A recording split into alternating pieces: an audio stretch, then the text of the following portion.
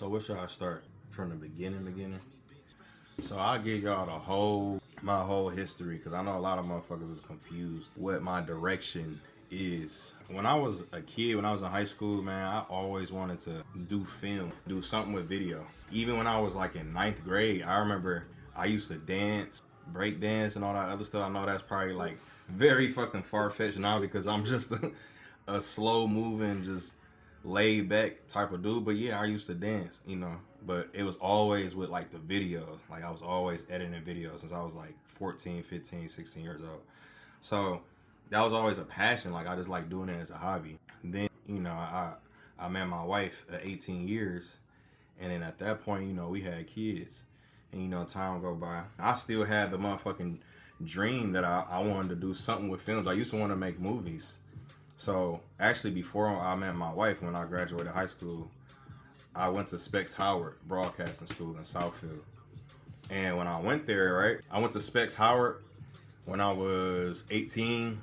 And man, when I tell y'all, like, it was a cool experience just to be in that environment. But I ended up leaving like halfway through the whole program because when I got there, I seen it was mainly focused towards like being a camera operator for like a news setting, or you being like a radio personality like Breakfast Club. Like we used to have to read these scripts and like act out if we're like being hosts on, a radio station.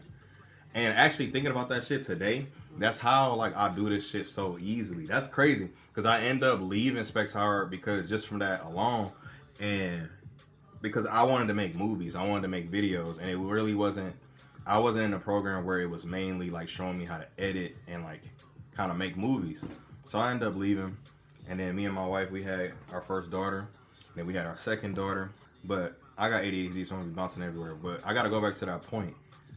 It's crazy, even though I left Specs Howard, right? Because it's not something I want to do. That skill of actually reading in front of a camera and talking on like a radio prompt, like a radio personality, that gave me the skill to do what y'all see me doing today. Like all the way when I was 18, I just not thought about that. Like people be telling me like, bro, how you be getting in front of the camera and just talking? I can't do that. I'd be so nervous. Like I'm not a camera person. I can't do it. Like I've been doing it since I was a teenager, and it's like I was polished at Specs Howard. Even though I didn't complete the program, I still learned the skill. And that's crazy. You got to do that anything in life. If something don't work out, you got to learn from it and still move on and take the skills that you learn from that situation and apply it to your future. Oh my God, I'm about to start preaching. So then when me and my wife, when we had kids, right, we had and me being a young black man, you know what I'm saying, like having to figure it out. Like a nigga had to hustle. Like I was working a whole bunch of jobs. I was working at manufacturing jobs, bro. I did it all. I was quality, a high-low driver. I was on an assembly line. I'm a fucking any automotive. Like I did it all. A fucking line lead supervisor, cycle count. Like I'm doing that shit now. I've been doing it all. So it's crazy because when I was just trying to make it as a young black man when I was younger, right? Like trying to provide for my family. I'm like, bro, what the fuck can I do to get out this 9-to-5 rat race, right? At the time. 6 years ago now? 6.5 years ago. And I was working on a line. I'm like, dang, bro, what can I do to get me out of this situation where I can make more money and get out the 9-to-5? It was this dude I seen on YouTube. Bless you. It was this dude that I seen on YouTube, right? He was creating clouds with cotton. Same thing y'all see with Skytech. He took the cotton, had lights with boards, and he made that cloud. I seen it. At the time I seen it, at that point in time, it had like 350 views, right? Then like fast forward, I was on the line at work and I went on break, bro. That shit was pissing me off. I'm like, bro, I can't keep working at this job, bro. It seemed like repetitive. And the way my mind moves, if y'all know me, like I gotta move. Like if I got a idea, if I got something that I want to create, I go on it. If I fuck up, if I'm gonna fucking fail, I learn from it. But I'm going to keep going. That's why y'all see me have these different successes with Skytech, with motherfucking carry out chronicles. Like anything that I do, I keep going no matter if I fail, because you always gotta find another way to get it done. I was motherfucking like, bro, I gotta figure out how the way to get out this goddamn job shit. I went on break. I checked that video that I told you about the dude making the clouds. That shit went from 350 to 3.2 million views in a year. So I was like, dang, hey, that's an interest. Like people, like 3 million people in a year, they like this cloud shit. So I'm like, fuck it, that shit seemed pretty simple. Bro, I bought my LLC. No, I'm jumping ahead. I went back on the floor. I used to work at Plastic Omnium. Shout out Corey. I used to work at Plastic Omnium, right? And I made the skytech logo that y'all see. I made that shit on the fucking production floor. And then like the next break, I went and I bought my LLC through Leo Zoom at the time. And one of my old coworkers, he had some kids. I told him, I was like, hey bro, do me a favor. I know you got kids. Let me do this cloud in your kid's room for free. I just need the promo for it. He was like, bet. I did that shit. And the shit went good. I took my pictures, you know, that his kids was happy, and I posted it on the internet. And then somebody saw it. No, nobody saw it at that time. It was getting views, but like, it was like, all right, you know, that's cool. Yeah, like everything start off like you got to keep going. So I end up doing another piece. It was what was her name? Renee. Renee was doing my locks at the time. And I told her, like, I got this business where I'm doing clouds, and I'm just trying to build my clientele. And she was like, I know my daughter, she got a gaming room upstairs in a room she want to do. And I was like, dang, we could do the clouds for her. Like, I'll hook her up. I'm thinking in my mind, like, it's a good promotion. Now, mind you, I want y'all to keep tabs on how much money that I'm spending and how much money I'm putting it into my dreams without expecting anything back from it in the beginning. So, me and my wife, we motherfucking was like, we went crazy. I'll attach a video of what we did. She had like an arch like in her room, and we covered the whole arch in like in the clouds and the lights. It took so long. That shit damn near took 14 hours. And like we went to Home Depot like 4 or 5 times because we was just learning on the way, but we got it done. Bro, we took a picture, her daughter was happy, we took a picture, we posted on the internet. Bro, when I tell you, like, that shit blew up. That shit blew up. And I started getting attention from, you know, people that's known around the city and shit. And I never fucking forget it. We was, like, enjoying the attention. Like, it was getting views. Nobody really was contacting us yet. But, you know, within a couple of days of us posting it, people was getting views. Me and my wife was in Myers. And this lady, somebody dropped their debit card on the floor in the store, right? And me and my wife, we seen it, we picked it up, and we like, bro, let's just take it to the crib. I searched the name on Facebook when we got home, and I messaged the lady, and I was like, hey, like, we got this debit card. I think you dropped it in Myers. Do you want to come pick it up? She was actually super excited. She's like, oh my God, can y'all meet me at the gas station, blah, blah, blah. I'm like, yeah. We met her up there, gave her a debit card. She was happy. She said, thank you, right? We move on. We leave from that situation after we gave her the debit card. We went back home. Bro, I'll never figure this shit. We got to the crib. I walk in the house. I got a DM from Tez. This is why Tez would never know, like, how instrumental he was in my journey. He was like, hey, man, I got a project that I want to do in my daughter's room. Like, you think you can come out and do something with the clouds in my daughter's room? I think they really like that. What's your price? And at this moment, I'm thinking, like, oh, shit. Like, this is our first client, so I'm trying to be professional and all this other stuff. Nigga, learning on the fly. Like, nigga, I am not no businessman. Nigga, mind y'all, I wanted to do film. I wanted to do something with videos. This whole time when I was a kid, I wanted to do film. But I'm thinking like, shit, I gotta motherfucking be a hustler to make sure my family's straight. Well, let me do this. This shit popping right now. So I'm learning on the fly, trying to be a businessman, trying to be professional. I didn't go to school to be a motherfucking business major, nigga. This shit off the dome, this shit off the fly. Nigga, Chat GPT back then wasn't motherfucking invented, so nigga, I was just doing this shit off the dome, bro. Like, nigga was just winging it. But me winging it, me following my dream, me following my goal, like that shit still got me to a certain point to be able to learn shit. So when I motherfucking met Tez, bro, we did his daughter's room, and not only us doing his daughter's room, like, we met real good people, bro. Like, Tez and Rock, bro, they one of the dopest people ever that me and my wife met. Like, they real low-key, they stay out the way, and they just focus on their goals. And that's some shit me and my wife be on. You know what I'm saying? I forever would have respect for Tez and Rock, because they called us out for a second job for their other daughter's room, and even then, like we was still new, like we was fucking up. I remember him sending me pictures with the clouds falling and shit, and you remember like I was like stressing. I was like fuck, like that shit used to make me so mad because I'd be like, bro, I want this shit to be perfect because I want to get my family out of a situation. But the reason why I respect Tez and Rock so much, like they seen that we was like growing. They seen that we was a couple that's trying to make it. They ain't never like went online and bashed us like, these niggas tripping. These niggas charging $300 for a cloud. This shit can't even stay up for a week. What the, like, they ain't do none of that shit. They contacted me every time I went out there. I motherfucking fixed it because I was just learning. You know what I'm saying? And you know, I'll be forever grateful for that experience. Then we got a call from Dream Rich at the time, right? And mind you, if y'all listen, y'all follow along with the story, because I feel that we gave that lady back her debit card and we was going towards our dreams. Life started opening up a path for me to have these opportunities to grow in life.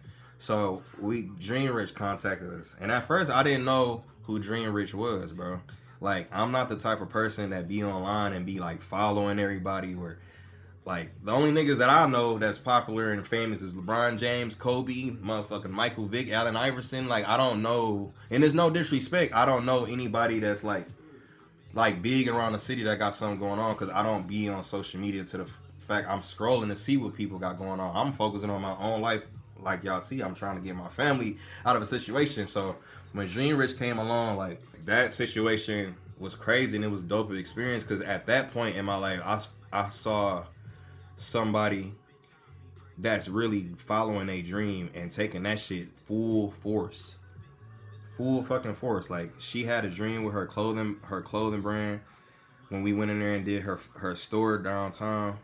And bro, I just seen like, damn, like, this the first person I seen that had a dream and fucking just like, nigga, you can do it, bro. She looked like me. You know what I'm saying? She a black woman doing this shit, and she looked like me, and she got a fucking storefront downtown with her brand. The only way that she got there from is being consistent, and I've never seen that around me growing up. So I seen that shit, and I had major respect for that shit, and was very grateful for her even wanting to deal with skytech, because in my mind, like I said, we haven't been in business for a year, and we already just boom, just job, and then Dream Rich, and it's like, damn. And then shit started getting even more crazier. Then I got a call from Boss Moo on IG, and mind you, I ain't know who Moo was, bro. It's no disrespect to nobody. I just didn't know who he was because I don't be on social media like that, bro. Like, I don't. Motherfuckers, when they doing their thing, they be out the way anyway. You know what I'm saying? They'll post flicks of they life, but they ain't announcing like, oh, I do this, y'all. Like, hey, look at me. Niggas don't do that. So it's like, for me not even looking for it, and for niggas that don't do that shit, bro, it's like, I just didn't know who niggas was. So when I contacted him, I seen, you know, what he had going on, and bro, that fucking experience was fucking crazy. Cause mind y'all, if y'all follow along with the story, bro, this is under a year of us doing this business shit with skytech. And Moo hit me up. He was like, "Hey, bro, I want you to do the whole vape lounge." And I'm like, dang, like, this the first building I done. I was doing kids rooms, but shit, bro, like, y'all gotta understand, like, if you got a dream, you got a goal, you not gonna say no. I'm not. Like, I'ma learn, I'ma say yes, and I'ma do that shit, and I'ma learn. That's the reason why some people that grew up with me know me from doing the clouds, because I made that decision to say yes to every situation and learn from it. So I took that motherfucking project, bro. I hired people because it was a big fucking project. And, you know, that whole experience was a learning experience just in itself, because we did 8 frames in the Babe Lounge, right? And bro, like, how I looked at skytech is we give art pieces, because we have to do these things, create these pieces with our bare hands, right? Our bare hands. So I know some people from the outside, they'll look at it and be like, dang, that's clouds, boards, and lights. It shouldn't be this much in glue, like, the heck. But y'all gotta understand, bro, a motherfucker can take a piece of paint and paint something on a mural And it might be just paint and paper, but if he paint a masterpiece, nigga, he can still sell it for 5 to 10 bands. It might not look from your perspective that it's something that's valuable because what's put into it, but it's still valuable because it's the time that person put into it. Oh my God, I'm preaching again. It was like, bro, y'all gotta think 8 frames in a building, bro. 8 frames where they were big, like very big. Well, how they was 8 by 8? Like there was something fucking crazy. The bitch was huge. Mind y'all, I have to pay people to get this done. I'm learning, I'm new, bro. I had to fucking make 8 frames and glue cotton, handfuls of cotton. I felt like a fucking slave. I had to glue fucking handfuls of cotton to a board in 8 frames, bro. And hang them bitches from a foundation that doesn't have a ceiling. This is why at the time I was doing that, niggas was calling me the light wizard. Because I was doing shit that just like, I was winging it. Like, you know what I'm saying?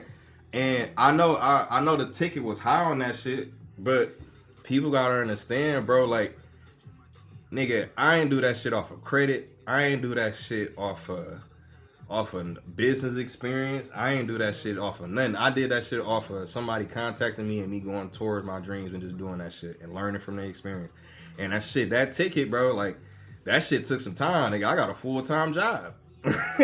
I was working 12-hour shifts. Motherfucking getting off of work of a 12-hour shift, going to my man's house, building the frames and making them bitches by hand, going home at 9 p.m., making sure my kids ready for school the next day, and doing that shit all over again, and going up there multiple times, bro. Like, that's a grind. So, it's all cool and shit, bro. Like, I love that experience, and that shit turned into some shit with some other shit. And the situation that I learned from that situation, bro, is, again, all this shit happened under a fucking year. The celebrity that I reached, bro, and I was fucking dumbfounded and I was very emotional about the shit, because I'm like, bro, I was in the fucking fucked up place. I was drinking alcohol, and I just got up one day and was like, bro, I'm about to just do this shit and get my family out of this situation. Then in under a year, you get to the point where you reach this type of person, this celebrity. It's like, damn, bro, like, you really can do anything you want if you believe in yourself. So at that point, I'm like, dang. Mind you, I'm a nigga from the city, bro. I've never been out the States. I've never been out the States at all, period. So I never took no flights before. I never motherfucking went nowhere by myself, you know what I'm saying, out of States. So in a business setting, I'm going towards this large celebrity, bro. In my head, I'm like, bro, like, I don't think I can do it. I don't think I can go to LA by myself to this large celebrity's house and hang something, bro, like, by myself. You know what I'm saying? Like, I think I'm a fuck up. Mind you, like, I don't think that I should have brought the people that I brought, because, mind you, those people are not even around to this day.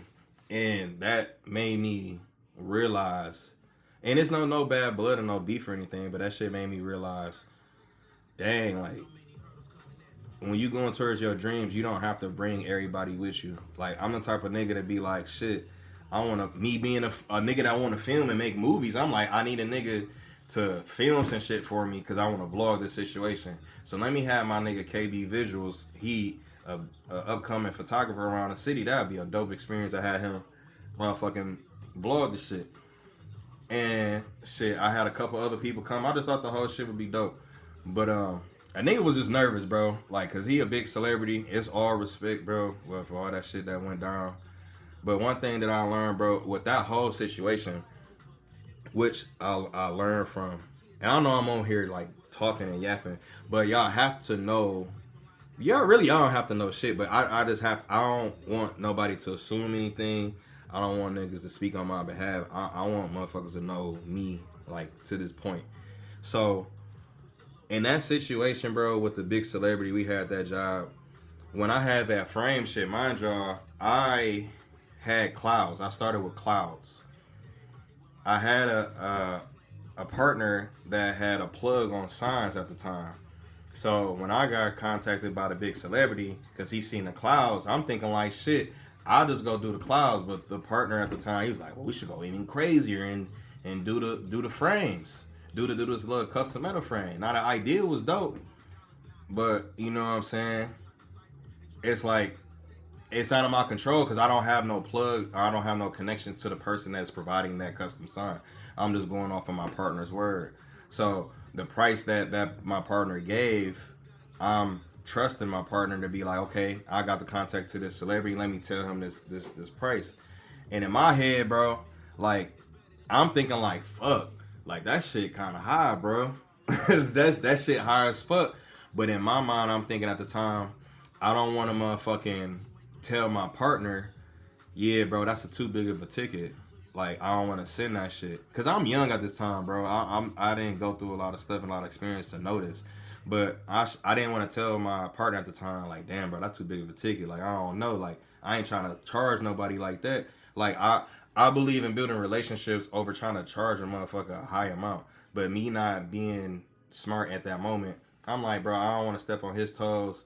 Fuck it. Yeah, give me that price. I told that big celebrity his price. And, you know, shit was cool. He paid it. You know, niggas rich as hell. But, like, in my mind, I ain't feel right about it. So, you know, we went out there. Mind you, I do clouds. My partner that had this shit going on, he had the plug for the sign. So, I didn't know how to hang it and none of that shit.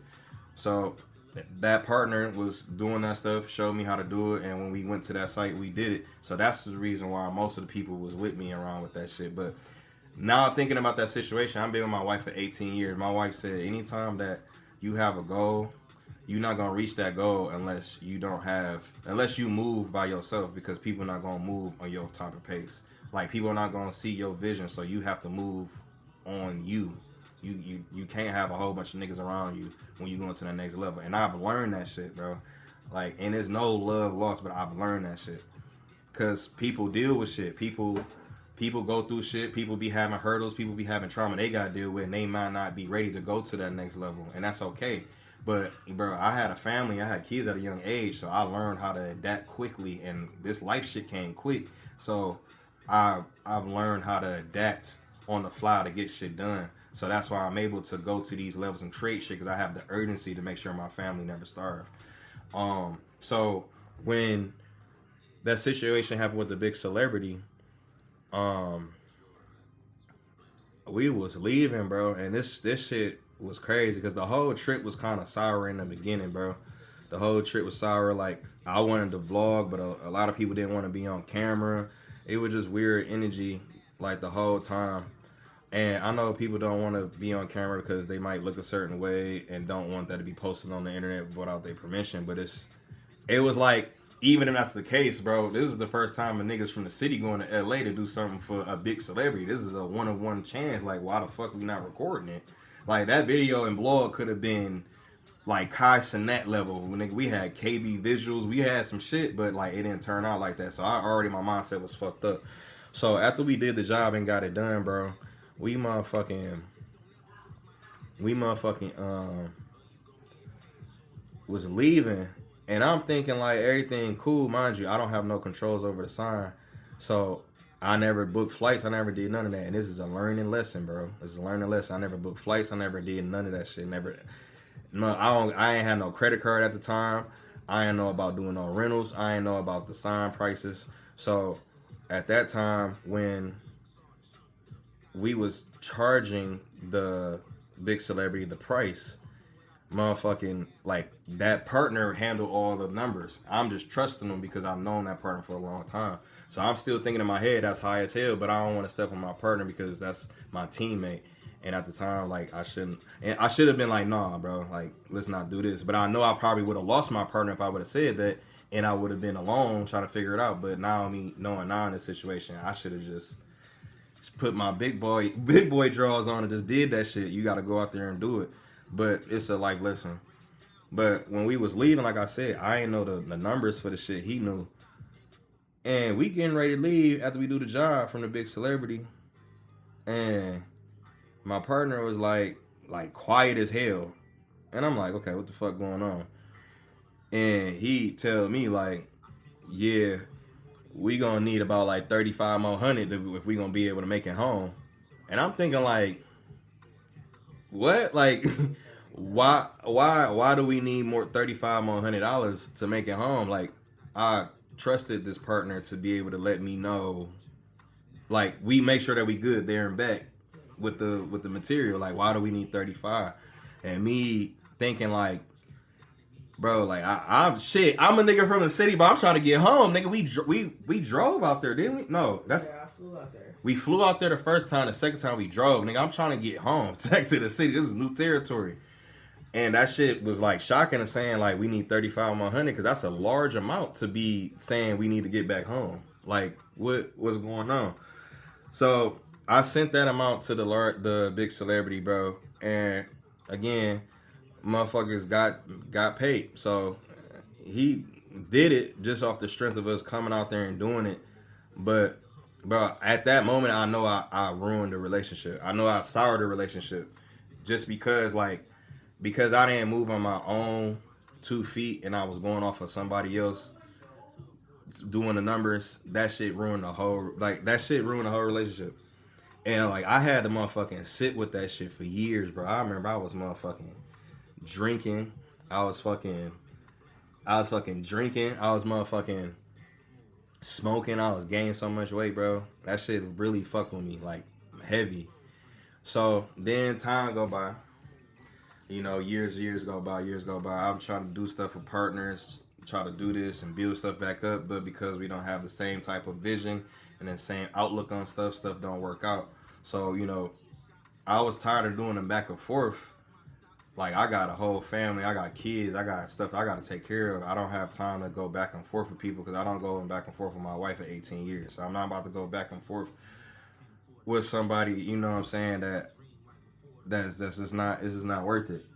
So once I motherfucking stopped doing that shit, bro, I fucking learned, like, shit start changing crazy, bro. And this is why I see anybody that y'all see that making in life, no matter who they is, athletes, celebrities, fucking content creators, influencers, Cox and that, bro, like Phantom, Duke, Agent, bro, Davis, bro, like all of them, bro. You think about this, Chris next door. I don't want to disrespect Chris. I'm trying to remember all y'all. But Chris next door, bro, like, all of them say the same thing. Like, you have to focus on you. You have to focus on getting your own stuff together. Like, it's no love lost because somebody, your plans don't align with somebody else's. It's no love lost. You have to focus on your goal and what you want to get done.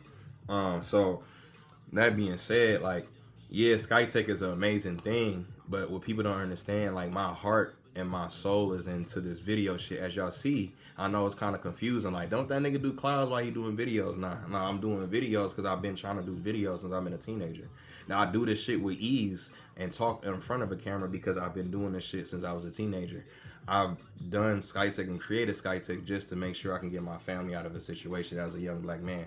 And, you know, I got to where I got to, but it became at a moment in my life I had a fork in the road with learning shit with infidelity and shit on the way. But my wife, bro, she a soldier. She stuck with me through that shit, and I learned from it. And my wife been the realest nigga than any nigga that could have been out of my whole life, because she done told me what it was from the get-go. And she's still here. You know what I'm saying? And I wouldn't be able to do anything that I'm doing without her. Everything that y'all see me accomplish, I've been able to do it with her talking to me every day. And I wouldn't be able to do it without her.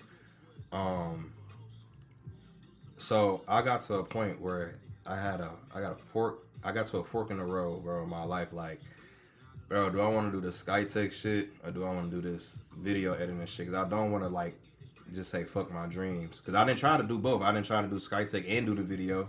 But then, like, niggas think niggas is clout chasing because I'm trying to do both. Like, nah, bro, like, I promise y'all, I really don't care about what somebody got going on. I'm 32 years old with 2 kids. I got a teenager that's about to be 14. I got to worry about her driving. I don't care about what anybody has going on. And there's no disrespect. That's just not my main focus. You know, if I'm able to cross paths with those people that have some type of notoriety or status, that's cool. I mean, I worked my ass off to get to that moment, but I'm never like looking for it or clout chasing. So when I try to do it with my business with Skytech, I think the lines got kind of confused. So then it was like, damn, I had got contacted by Midnight Club at the point where I really was about to go all video, and Midnight Club hit me up, bro, and it was like, shit, bro, I got this whole auto shop. You think you can do these lights? And mind y'all, like I told y'all my journey. Shit, nigga. I guess like like I ain't never do no auto shop, but I'll do it. I'm not a nigga that ever say no to nothing, because you can always put that shit on your resume, no matter how the fuck long it take to get done. Like, as long as you keep showing up to make sure it get done, and that show that you a genuine nigga. Like, you gotta show that you like you got character. Like, you see a nigga is trying. You know what I'm saying? No matter what you think a nigga going through, or what a nigga doing, or what he could have did better, a nigga is trying. You know what I'm saying? I did Midnight Club, did the lights, bro, like, and it was an amazing experience. But I still got to that point in my life, bro, like, I'm not trying to keep doing this shit, bro. I ain't gonna lie.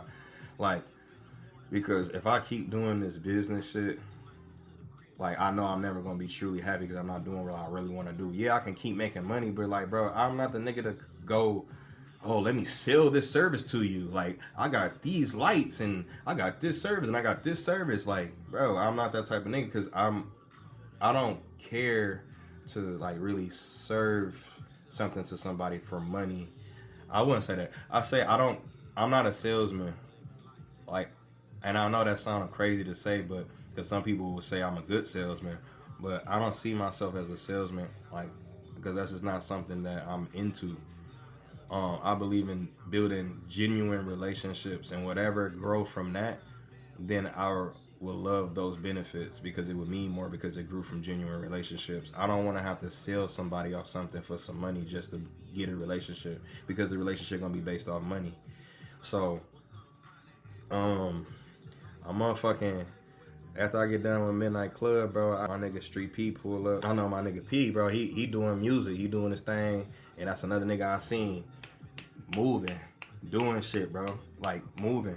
So I'm thinking, like, this would be a good opportunity. Oh shit, this would be a good opportunity to get with P, and like, let me interview him. Let me just get myself on camera, because I always had this anxiety when I did camera work, of being on camera, because I was overweight. Like, I don't want to be on camera. But fuck it, let me do it with P and just see what the fuck going on. Let me try to do something again, because I take chances. I did that shit. It turned out what it was. A nigga not a pro, but it was what it was. But it got me to the point where I could be like, all right, I see where I can improve. Let me keep going. And then I went out to Battle Creek, did that shit with P, shot the shit with P, bro, and produced the video and all that other shit.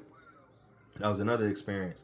But a nigga had to learn at that point, like, man, like, I gotta do my own shit, bro. It's no disrespect to no nigga, bro. Like, I have to do my own shit, or I'm never gonna be happy. I'm not gonna be no value to you because I'm not happy. Like, if I want to be a cameraman to a nigga, bro, or if I partner with somebody with Skytech, and we both about to do Skytech with electrical or whatever, like, I'm never gonna be happy, which means I'm never gonna be the 100% best version I can be to partner with y'all. So, and that's what the camera work and Skytech, all that shit. So I'm like, bro, let me just move along. Let me just do my shit by myself. Let me finally do this shit at 32 years old. Let me do this shit, because it's in me. I do this shit naturally. Like, I can talk on camera and edit in my sleep. I can hear a song and literally in 5 minutes create a whole video in my head and go on the computer and get it done. And people that know me, that's close to me, they know I'm like that, because they ask me to edit they shit. Like, if you know London, all y'all, Alvin, y'all know how I get down. Like, I do this shit with ease. And people always say, when you go towards your goals, do something that comes easy to you. And this is what comes easy to me. I do this shit easy, bro, as I'm talking to y'all. Like I do this camera shit. This is my real comfort zone. I'm at the point in my life, bro, I don't give a fuck what a nigga think. I don't give a fuck what a nigga think I should be doing. I don't give a fuck what a nigga think that I should be partnered with or whatever, because at the end of the day, I don't live for them. I live for me. I live for my family. I live for my wife. So Nobody gonna get me to where I need to go but me. So if I need to get to a place where I need to be, why do I need to worry about what he and she think about? It don't make no sense. So um I just focused on like really going heavy with this Carry Out Chronicles shit, bro. And I know that's a long ass video, but y'all niggas gotta know. Like, I am going to be somebody one day, bro. Y'all see it. I know y'all see it. Y'all saw it for years. Like, I know I'm going to be somebody. I'm going to be the next Kai. I'm going to be the next Drewski. I'm going to be the next Kevin Hart, bro. Like, I have big dreams for myself. I have big, like, goals. And I have the drive to do it. I've always had the drive to do it. You just have to block out distractions. You have to block out drama. You have to control infidelity. You have to not be so lustful, men. You have to like not look at women as a sex object. Look at a woman as like a person. Like, you know what I'm saying? Like, that shit mean a lot. That's why I actually get along with women more than dudes, bro. Because dudes be having more egos and pride. I can work easily with women because women can read that I'm not trying to talk to them. When I pull up to these events and pull up to these videos, bro, my wife be with me. I'm not trying to. That's 18 years. I'm not trying to. I don't care if you got a fat ass. I don't care if you cute. That shit don't move me. Like, I was talking to my wife. Bro, we've been together for 18 years. I want y'all niggas to really think about this. We've been together for 18 years. Most niggas, bro, like, they don't be in relationships, or they don't want to be in a relationship, but they go date or whatever. Bro, most niggas don't get no cheeks for like months, 6 months, 5 months, a year. You know, by choice of being celibate. That's not what they looking for, not they focus. And some niggas be going all out for it because they be lustful, like spending money, drinking, you know, doing all this stuff for these women because they being lustful. But bro, y'all gotta understand, like, I've been with my wife for 18 years. I've been getting cheeks since I was 16 years old. Me and my wife been together since we were 17. Bro, we've had I've got cheeks every month for 18 years since we've been together. Nah, y'all put that shit together. That's a lot of cheeks. So I'm at the point of my age where the sexual part of stuff don't excite me. So if I approach you, women, like, I'm gonna have my wife from me. They all gotta know, like, that shit is not me. I'm about building relationships, building genuine relationships, and making money while we do it. Like, nothing else matter, bro. Nothing else matter. And with me building Carry Out Chronicles, bro, this shit is dope. The journey is dope because everything I just told y'all is facts of what actually all these people was talking about. That's trying to tell y'all this shit. When you worried about yourself and go towards what you want to do in life and don't stop and be consistent, you can do anything. Like, I stopped drinking, bro. I'm 215 days sober. I haven't had an alcoholic beverage. I smoke weed, but I don't drink. And you see, when I did Carry Out Chronicles, I'm on episode 5. So I'll do an episode every week. So in 5 weeks, bro, we've got 1,000 followers on TikTok. And stuff is growing. We pulling in 90,000 viewers in a month. Just because I'm doing this shit consistently. And I'm doing this shit often.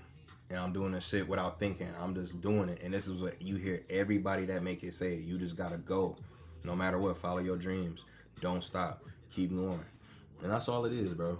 I know I've been talking. How long I've been talking? I've been talking for 42 minutes. I've never really talked this much. It's gonna be a long ass video, but I'm gonna chop it up.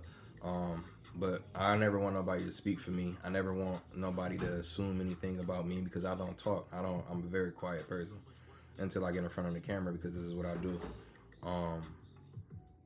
This is me, and I'm gonna be something one day, and I know that. y'all gonna see. Like, it comes off me that I'm gonna be something one day. So having that confidence, you just gotta have the drive to match with it.